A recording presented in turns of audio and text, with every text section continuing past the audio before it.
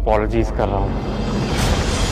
ये लड़की तो मेरी सोच से भी ज्यादा चालाक और निडर है। तुमसे इसका हिसाब मैं बाद में लूंगा। आइंदा किसी और का पपेट बनने से पहले अपनी ग्राउंड रियलिटीज को चेक कर लीजिएगा। अपने बेटे को उसके ट्रैप से निकालना है तो मुझे इसी के अंदाज से चाल चलनी होगी। अभी मुझे इनसे कुछ बात करनी है। तुमने इसकी तरफ अगर देखा भी ना। किस्मत हर बार मेहरबान नहीं होती।